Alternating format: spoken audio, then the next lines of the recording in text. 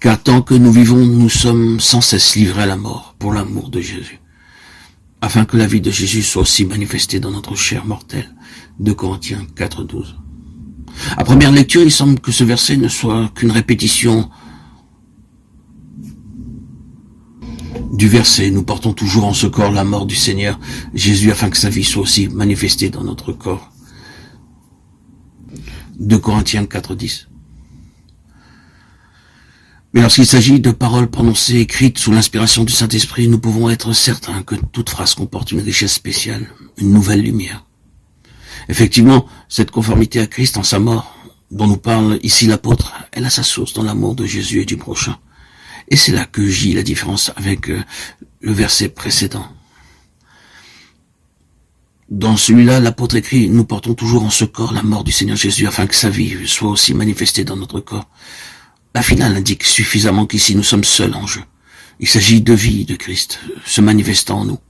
C'est pour nous que nous sommes maintenus en cet état de mort où tout secours humain est impossible et où nous n'avons plus de recours qu'en Dieu. Mais maintenant, l'apôtre écrit, nous sommes livrés à la mort pour l'amour de Jésus. Livrés à la mort par les souffrances, par les maladies, les angoisses, les combats de toutes sortes, par amour pour celui qui a donné sa vie en rançon des pécheurs, afin qu'il voie des fruits du travail de son âme et soit satisfait. Sommes-nous prêts à suivre le Seigneur jusque-là? Sommes-nous prêts à pousser jusque-là notre communion avec le Sauveur? Si nous supportons les épreuves, n'est-ce pas dans l'espérance que l'heure viendra où nous aurons une glorieuse moisson dans la vie éternelle? Dans un but égoïste. En ce cas, nous n'avons pas encore compris cette loi du sacrifice nécessaire pour qu'il y ait des fruits. Mais, unis à Christ le vivant, nous sommes conduits de clarté en clarté jusqu'à ce que sa lumière dissipe enfin tous les obstacles, toutes nos obscurités, toutes nos idées préconçues et erronées des choses divines.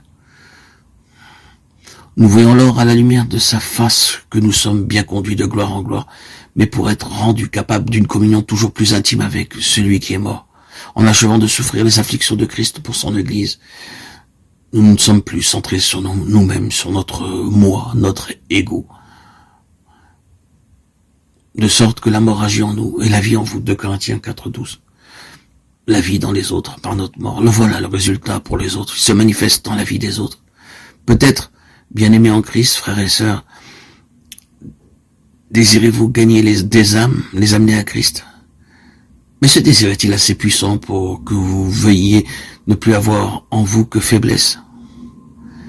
Pour que vous veuilliez être vide de vous-même? C'est si le vrai sacrifice, le véritable oubli de soi, le complet effacement, l'esprit de la croix, la manifestation indéniable de la vie de Jésus en votre corps mortel. La naissance en nous de cet amour immense qui conduisit Jésus au calvaire pour que nous ayons la vie divine par lui. Pour gagner des âmes, frères et sœurs en Christ, bien-aimés, chers amis, chers auditeurs, chères auditrices, il n'y a qu'un seul moyen, le sacrifice. Pour gagner des âmes, le Christ donna sa vie. À notre tour, nous devons être prêts à donner la nôtre pour devenir des vaisseaux que sa vie remplira et gagner ceux qui nous entourent. Si nous avons été crucifiés jusqu'en les profondeurs intimes de notre être, alors aussi notre message les atteindra au plus profond de leur être. Dans la mesure où la mort agit en nous, la vie se manifestera en eux. C'est aussi pour eux que Christ est mort. Et c'est à cela, c'est à gagner des âmes que tout enfant de Dieu est convié. C'est à l'enfantement de vie nouvelle en Christ. Voilà la paternité dont parlait l'apôtre lorsqu'il écrivait aux Corinthiens « Je vous ai engendré à Christ par l'Évangile ». Ici, vous 10 000 maîtres, vous n'avez pas plusieurs pères. Aujourd'hui, comme au temps de Paul, les maîtres sont nombreux, mais les pères beaucoup moins. La mort agit en nous, écrit l'apôtre Paul. Il est vraiment remarquable que le 8e chapitre de l'Épître aux Romains, où nous trouvons le glorieux évangile de l'affranchissement par l'esprit de vie en Jésus, où nous est révélée la joie de l'accès auprès du Père, le témoignage intérieur de l'esprit et notre communauté d'héritage avec Christ, que ce même chapitre se termine par une description frappante de la conformité à Christ en sa mort, condition de tous les affranchissements et de toutes les grâces. À cause de toi, nous sommes livrés tous les jours à la mort. On nous regarde comme des brebis destinées à la boucherie.